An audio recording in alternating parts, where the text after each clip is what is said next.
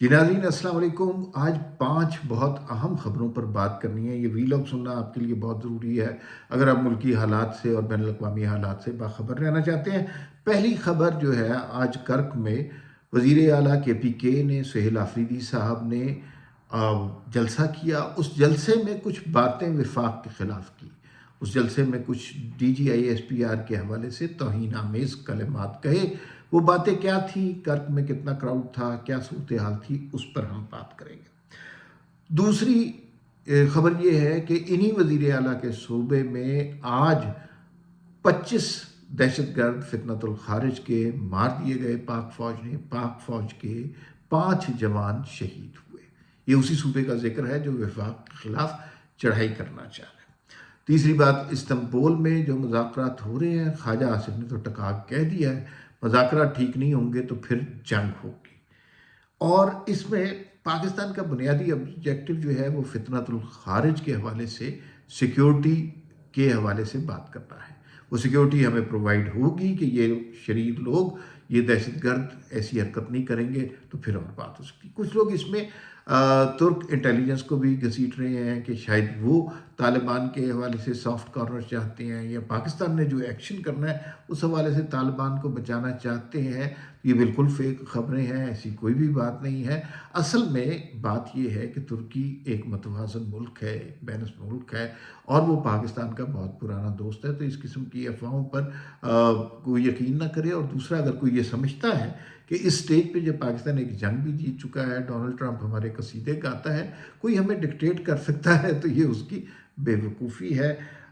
एक अफसोसनाक ख़बर ये है कि अरशद शरीफ मरहूम के वालदा का आज इंतकाल हो गया। और वो बड़े उन्होंने दुख देखे, उनके शौहर, एक बेटा और फिर अब अरशद शरीफ, दोनों बेटे जो हैं इस दुनिया से चले गए।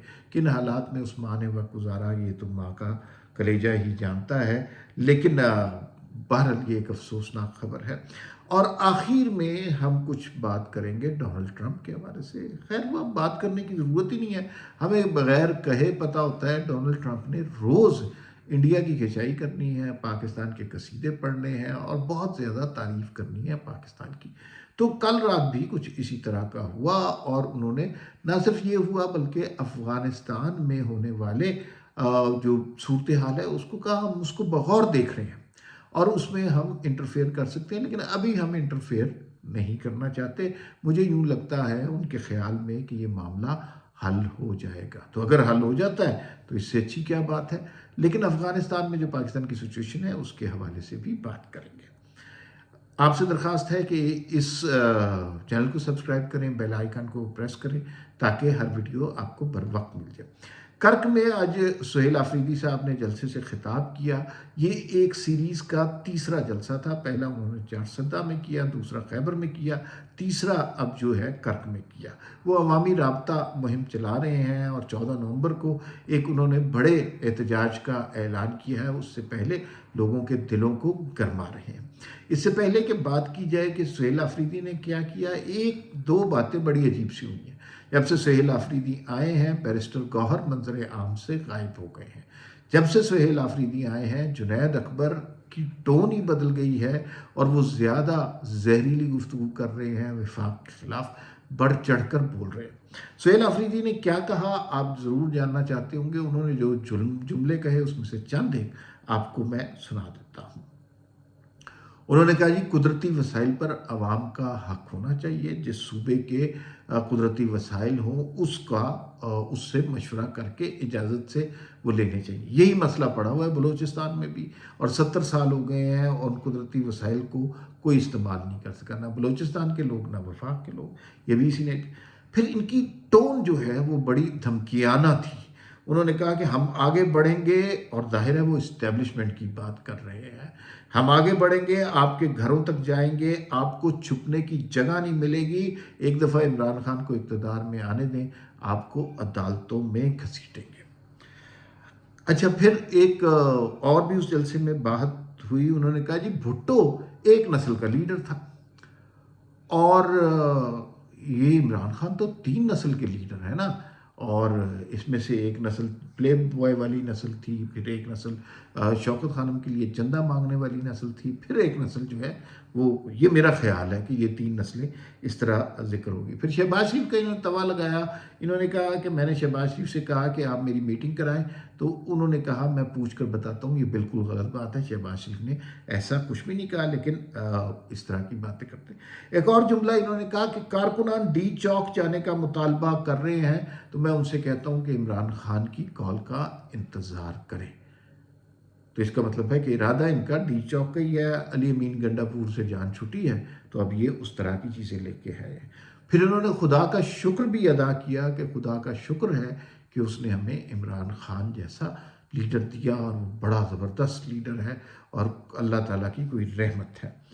ساتھ یہ بھی کہا کہ یہ وفاق جو ہے ہمارے ساتھ سوتیلی ماں کا سا سلوک کر رہا ہے۔ تو اس کا مطلب ہے جب یہ جملہ کہا وفاق میں اور صوبے کے درمیان تصادم کا آغاز ہوا چاہتا ہے، لڑائی ہونے والی ہے، لڑائی کس حد تک جاتی ہے یہ ہمیں دیکھنا پڑے گا۔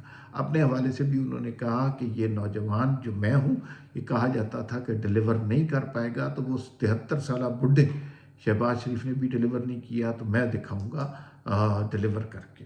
تو یہ آج ان کے لہجہ تھا، اگریسو تھا، وفاق کے خلاف تھا۔ اور سب سے خطرناک بات جو انہوں نے کی وہ D G I S P R کے حوالے سے تھی کہ وہ ایک گھٹیا سی پریس کانفرنس کر کے D G I S P R چلے گئے، بالکل سامنے، مطلب کوئی ابہام نہیں چھوڑا، کھل کر بات کی ہے۔ اب مسئلہ یہ ہے کہ اسٹیبلشمنٹ کو سوچنا ہوگا کہ کیا اس کو ڈیولپ ہونے دینا ہے، اس لاوے کو پکنے دینا ہے، یا اسی سٹیج پر معاملات کو درست کرنا ہے۔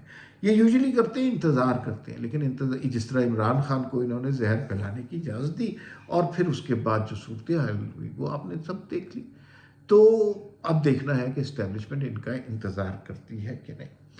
جس شعبے میں آج عمران خان کی قصیدے پڑھے جا رہے تھے، اس صوبے میں شمالی وزیرستان اور کرم ایجنسی میں 25 فتنۃ الخارج جو ہندوستان سے بھیجے گئے تھے اس ملک میں بڑی تباہی پھیلانے کے لیے، ان کو آج مار دیا گیا۔ اور اس کارروائی کے نتیجے میں ہمارے 5 دلیر بہادر جوان شہید ہوئے۔ ان کی دلیری کو سلوٹ کرنا چاہیے، اور بھارت کے یہ جو عزائم ہیں، افغانی طالبان کے جو عزائم ہیں، اس کے اوپر سے بھی اب پردہ چاک ہو چکا ہوا ہے۔ اب دنیا سب کچھ جانتی ہے کہ بھارت افغانستان میں کیا کر رہا ہے اور افغانستان کے تھرو پاکستان میں کیا کرنا چاہتا ہے۔ یہ انتہائی ذلت آمیز حرکت ہے، لیکن بھارت سے ظاہر ہے اسی چیز کی توقع کی جا سکتی ہے۔ خواجہ آصف صاحب نے استنبول کے مذاکرات کے حوالے سے کہا کہ مذاکرات اگر صحیح طریقے سے نہ ہوئے، ہماری بات نہ مانی، تو پھر جنگ ہوگی۔ خواجہ صاحب تگڑے طریقے سے مذاکرات میں جا رہے ہیں، کسی قسم کی بے بسی لاچاری کا اظہار نہیں کر رہے۔ انہوں نے کہا کہ اگر ہم جائیں گے تو ہم ان کو ٹھیک ٹھاک سبق سکھائیں گے۔ پاکستان جتنا افغانستان کے بارے میں جانتا ہے اور پاکستانی فوج جتنا افغانستان کے بارے میں جانتی ہے، یقین مانیے افغانی اپنے علاقے کو اتنا اچھا نہیں جانتے۔ تو اگر ان کی طرف سے یہ در اندازی جاری رہی، جیسے کے پی کے میں آج در اندازی ہوئی، تو آپ کے خیال میں پاکستان ان کا حشر نہیں کر سکتا۔ پہلے بھی جا کے کارروائی کی ہے اور پھر دوبارہ کارروائی کریں گے، اور یہ بہت ہی ضروری ہوگی۔ دوسرا، استنبول میں جو مذاکرات ہو رہے ہیں اس میں پاکستان کا مطالبہ صرف ایک ہے، فتنۃ الخارج کے حوالے سے سیکیورٹی کا مطالبہ ہے کہ اگر یہ دہشت گرد پاکستان آنے بند ہو جائیں گے، جو انہیں ہم فتنۃ الخارج، فتنۃ الہندوستان کہتے ہیں، تو پھر ہم مذاکرات کی ٹیبل پر بیٹھ سکتے ہیں۔ اگر آپ یہ کہیں گے کہ ٹی ٹی پی افغانستان حکومت کی زیر سایہ بھی رہے گی اور مذاکرات بھی کریں، تو یہ نہیں ہو سکتا۔ سنگل 1 پوائنٹ ایجنڈا ہے پاکستان کا کہ اس طرح کی چیز نہیں ہو سکتی تھی۔ اچھا، فیک خبروں کا ظاہر ہے چل جاتا ہے۔ کچھ لوگ کہہ رہے ہیں کہ ترکیہ کی انٹیلیجنس کے کچھ لوگ چاہ رہے ہیں، ان کا پلڑا جو ہے ان مذاکرات میں طالبان کی طرف جھکا ہوا ہے زیادہ، اور وہ چاہ رہے ہیں کہ پاکستان ایگریشن نہ کرے۔ یہ بالکل فیک خبریں نہیں ہیں۔ ترکی پاکستان کا برادر اسلامی ملک ہے، اور وہ بڑا متوازن اور منصف ملک ہے۔ یہ مذاکرات اگر استنبول میں ہو رہے ہیں، اس کا مطلب ہے کہ پاکستان کو نیچرلی ایک ایج حاصل ہے، لیکن پاکستان کا کیس درست ہے۔ پاکستان صرف یہ کہہ رہا ہے کہ یہ دہشت گرد پاکستان نہیں آئیں گے. افغانستان میں جو پناہ گاہیں ہیں وہ افغان حکومت کو ختم کرنی چاہیے. ہمیں سیکیورٹی کے حوالے سے گارنٹیز چاہیے. ٹھیک ہے, یہ ہو گیا بات. اچھا, ایک بہت افسوس کی بات یہ ہے کہ معروف صحافی مرحوم ارشد شریف انتقال جن کا قتل بڑے پراسرار حالات میں ہوا, ان کی والدہ کا آج انتقال ہو گیا. بہت کم لوگ جانتے ہیں کہ ایک دن بہت عرصہ پہلے ارشد شریف صاحب کے والد کا انتقال ہوا تھا. ان کے بھائی جب جنازہ پڑھنے کے لیے آ رہے تھے, اسی دن جب وہ جنازے کے لیے آ رہے تھے تو ان کا ایکسیڈنٹ ہوا اور ان کا بھی انتقال ہو گیا تھا. تو یعنی ایک دن میں 2 جنازے اٹھے تھے. ارشد کی والدہ نے بہت تکالیف دیکھی ہیں, اور ارشد کی والدہ بہرحال اس ملک سے, دنیا سے گزر گئی ہیں. بہت بڑا سانحہ ہے ان کی فیملی کے لیے, اور انہوں نے زندگی میں جو بچوں کے حوالے سے, گھر کے حوالے سے بہت زیادہ خوشیاں نہیں دیکھی ہیں. اللہ تعالیٰ انہیں غریق رحمت دے اور جنت میں ان کو جگہ دے. آخر بات ٹرمپ کی.